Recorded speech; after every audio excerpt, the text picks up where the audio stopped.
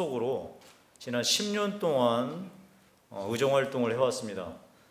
아마 그 국회 역사상 가장 길게 정무위원회에서만 소속돼서 활동하고 있는 것 같습니다. 경제민주화 이슈가 이 대선 국면을 타고서 전면에 등장했습니다. 지금 우리 후보들 중에서 아마 자유한국당 후보조차도 경제민주화 관련해서 전면적으로 반대 입장을 내놓고 있지는 않은 것 같습니다. 저는 오늘 이 경제민주화 관련한 세미나를 우리 권혁주 이사장님 요청으로 같이 하게 된 게 이 경제민주화 이슈가 4년 전과 지금이 어떻게 달라졌는지, 경제 상황은 어떻게 달라졌는지, 다음에 기업 환경은 어떻게 달라졌는지를 점검하고 새로운 정부에서 이 문제를 어떻게 처리해 나갈지, 다음에 이 새로운 정부가 들어섰을 때 국회에서는 어떤 방식으로 처리해 나가는지 좋을지를 우리 여러분들 같이 고민해 보려고 합니다. 경제민주화가 대한민국 경제를 좋게 할 것인지, 대한민국 경제 체질을 바꿀 것인지, 나아가서 지금 끝없이 하강 국면에 속해 있는 대한민국 경제를 되살릴 수 있는 동력으로 작동할 수 있을지 정말 냉정하고 냉철하게 토론에 임해 주시고 우리 이 방청객 여러분들도 이 깊은 관심 가져주시면서 끝까지 경청해 주시면 고맙겠습니다. 고맙습니다. 하이타치 연구원 이사장 권혁주입니다. 오늘은 특히 경제민주화, 공정경쟁으로 풀어야 한다. 헌법 119조를 통한 고찰이라는 제목으로 세미나를 갖도록 하겠습니다. 오늘 이 자리에 참석해 주신 각 당 중진위원님들 그리고 관계 전문가님들 감사드립니다. 아무쪼록 오늘 세미나에서 4차 산업혁명의 길목에 선 한국의 기업들이 공정한 경쟁을 통해서 창의와 혁신으로 도약할 수 있는 방향을 제시해 주시기를 바랍니다. 감사합니다. 국민적인 입장에서 객관적으로 살펴서 우리가 대통령을 비롯해서 정부가 정책을 필 때 좀 참고가 됐으면 좋겠다. 논의의 바탕이 됐으면 좋겠다. 뭐 그런 관점에서 연구를 하게 됐고 오늘 이렇게 발표하게 됐습니다. 헌법 119조가 있는데 그것이 현재 그 한국 경제가 위기에 처해 있고 또 그 선거나 이런 국면에서 논의가 되고 있기 때문에 경제민주화라는 단어가 그래서 헌법 119조를 좀 살펴보자 하는 것이고 그다음에 2항은 국가는 균형 있는 국민경제 성장과 안정, 적정한 소득의 분배, 시장 지배와 경제적 감염 방지, 경제 주체 간의 조화를 통한 경제민주화 이런 그 단어들이 들어가 있습니다. 사실은 먹고 사는 문제이기 때문에 누구나 이해하기 쉬운데 이런 것들이 그동안 논의되지 않았다 하는 것이 좀 아쉬웠던 점이고 지금부터라도 이런 것들을 제대로 논의해서 우리가 제대로 국정과 정책과 기업 경영에 반영되도록 할 필요가 있겠다. 그 최근에는 부패로 인한 법의 보호에서 상당히 낮은 수준에 있다라고 하는 것이 그 경제적 자유지수를 낮추는 중요한 요인이 되고 있습니다. 1인당 GDP는 지속적으로 성장해 왔는데 그러나 2015년에는 절대적인 수치가 2014년에서 오히려 떨어진 결과를 가져왔고 2016년도 뭐 유사하지 않을까 이렇게 생각이 됩니다. 특히 제도 효율성, 공정성, 투명성 이 굉장히 낮아요. 우리가 그 대기업 고용 비중이 10%가 안 돼요. 공공부문 빼면. 근데 다수의 청년들이 거기에만 머리를 디디고 있어요. 이것은 대중소기업 격차에서 오는 거라고 볼 수 있고 그런 측면에서 그 대기업 집단의 경제적 위상, 국민경제 기여도 이런 것들도 고용의 측면에서 다시 조명이 돼야 되고 그렇게 생각이 됩니다. 그래서 전반적으로 한국 경제를 평가하면 지금 말씀드렸듯이 성장 정책 역동성 저하도 있는 반면에 분배 격차는 계속 심각한 상황이고 전체적으로 보면 자유와 창의, 경제적 정의를 규정한 헌법 119조를 크게 위반하고 있다. 2015년을 기준으로 내부거래 금액은 약 160조 가량 됩니다. 보시는 바와 같이 정보 서비스업, 그 다음에 사업 지원 서비스업 등 서비스업에서 주로 내부 거래가 많이 이루어지고 있다는 것을 감지할 수 있습니다.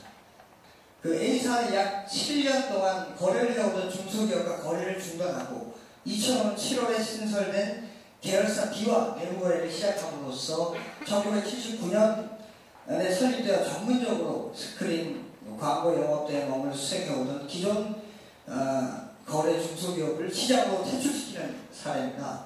그래서 이 수주한 B는 설립 2년 만에 2007년에 시장 점유율 50% 이상을 차지하는 업계 1위 IT 서비스 시장에서 소프트웨어 기술자의 인건비를 비계열사보다 높게 책정하거나 전산장비 유지 보수비를 다계열사보다 높게 책정한 경우로서 대기업 집단 계열사 간의 내부 거래 시장을 독립적이 들어갈 수 없기 때문입니다. 자, 생산성이 내가 아주 높습니다. 그래서 많이 생산할 수 있는데, 그런데 내가 내부 기업 시장을 못 들어가기 때문에 제가 할 수 있는 능력에 비추어서 제만큼의 리턴을 못 가져오기 때문에 바로 저런 왜곡된 현상이 벌어지는 것입니다. 시장이 발달되지 않아서 부담을 낼 거래 비용이 현저히 클 경우에만 수의계약으로 처리할 수 있도록 하며, 이때 수의계약서를 반드시 작성해서 관련 정부기관에 제출하도록 이런 방안을 제안해 보았습니다. 최근에 계열을 분리해갖고 친척격에 일가보직 사례가 비일비재하게 발생하고 있습니다. 예, 이상입니다. 감사합니다. 오늘 발제는 주로 공정경쟁 질서를 중심으로 경제민주화를 봐야 된다, 이런 취지고, 특히 이와 관련된 실증적 연구를 통해서 오히려 이런 내부자 거래를 포함한 여러 가지 공정경쟁 질서를 방해하는 요인들을 제거할 경우에 우리 경제의 그 양적인 기여뿐만이 아니라 질적인 부분에서도 많은 도움을 줄 수 있다라고 하는 것을 실증적으로 제시해 줬다는 데 의미가 있는 것 같습니다. 저희 당은 이와 관련해 가지고 작년에 경제민주화 및 민생 관련 10가지 과제들을 선정해서 발표한 적이 있습니다. 그것을 간단히 소개해드리면, 대기업과 중소기업 사이의 이익을 어떻게 공유할 것인가의 문제, 그 다음에 대기업과 중소기업 소상공인 사이에서 어떻게 상생할 수 있는 법제도상의 문제를 고민하고 있고요. 그 다음에 그 중에 사실은 이거 따로 떼어낼 필요는 없었는데, 중소상공인 그 적합정제도 보호 문제를 사실은 메인으로 좀 두고 있는 편이고요.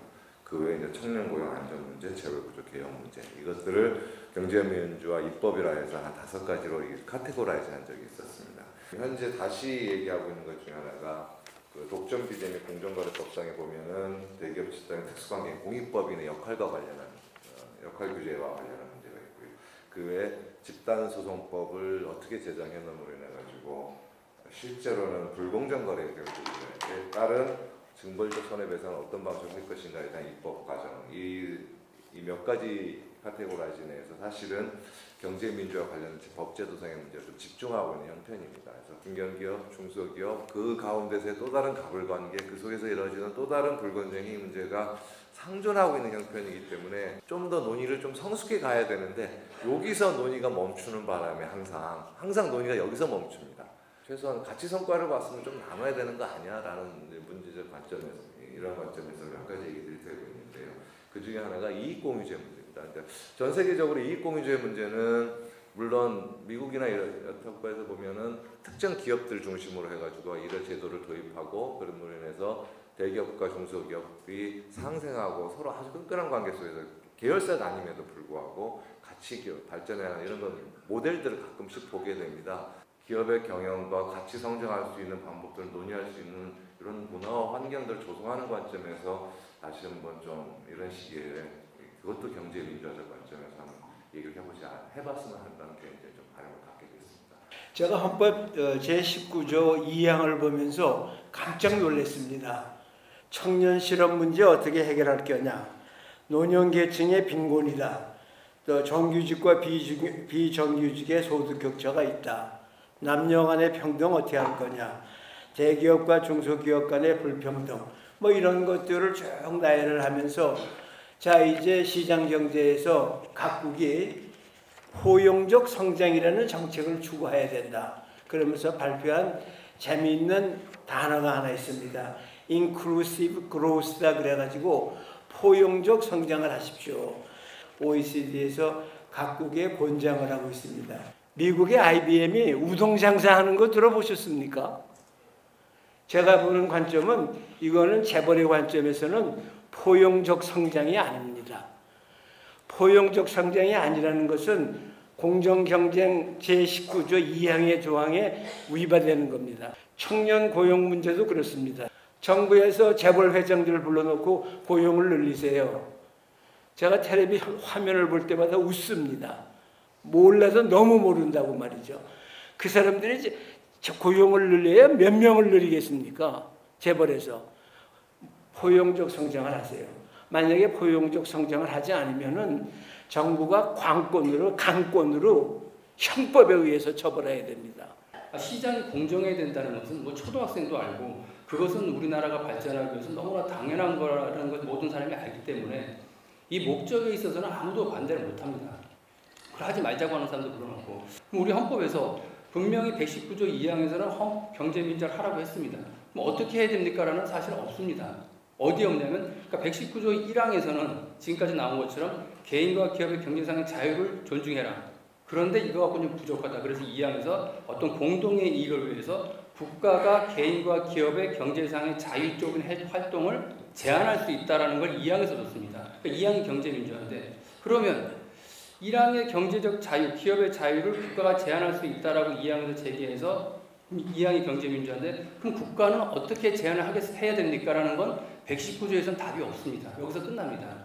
그럼 문제는 그럼 국가는 아무렇게나 그러면 뭐 경제민주화라고 하는 그 이름만 가지고 경제적 시장 자유 영역에 아무렇게나 들어오면 되는 이건 분명히 또 아닐 겁니다. 도대체 119조 1항에서의 그 가치를 훼손하지 않으면서도 그 다음에 2항의 가치를 구현할 수 있는 그 경계선상의 어떤 그 방법론 그게 뭘까? 그건 사실 119조에서는 없고 어디에 나오냐면 법치국가 원리에서 나옵니다. 평등도 좋고 참여도 좋고 포용도 좋지만 먹고 사는 문제를 다수결로 해결하자. 이것은 우리 경제의 건전성을 떨어뜨리고 굉장히 위험한 일이다라고 저는 생각을 합니다. 그래서 경제민주화라는 헌법 정신을 살리되 한국 경제의 건전성을 유지하는 지혜가 저는 우리가 논의해야 할 초점이고 또 해법이라고 생각을 합니다.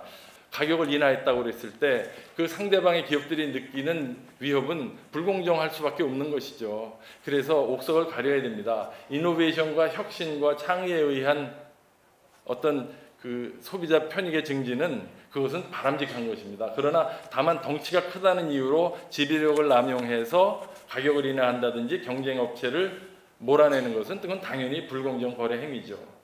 그러면 경제 권력이 재벌만 있습니까? 지금 우리나라의 경제 권력이 또 있죠. 조직화된 대형 이익 집단 아닙니까? 노동조합 포함해서 이 사람들의 정치, 사회, 경제적 영향력은 재벌 못지 않다고 저는 생각을 합니다. 만약에 어떤 기업에게 대기업이 접근해서 당신 기업이 굉장히 일을 잘하니까 우리하고 장기 계약 관계를 맺자 했을 때 나는 당신네 동물원에 갇히고 싶지 않다라고 거부할 중소기업인들이 있겠습니까? 사실은 많은 기업인들이 대기업과 협력 관계를 맺고 상호 성장하기를 원하죠. 경제민주화를 해서 과연 경제가 살아날 것인가 라는 것에 대한 굉장한 의문을 가지고 계시고 그것이 이제 경제민주화 대한민국 경제가 좋아질 것인가 저는 확신합니다.